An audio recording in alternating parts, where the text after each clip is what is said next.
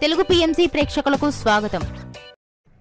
Hi friends, మీరు గనక ఇప్పుడే మా ఛానల్కు వచ్చినట్లయితే మా ఛానల్ని సబ్స్క్రైబ్ చేసుకోండి.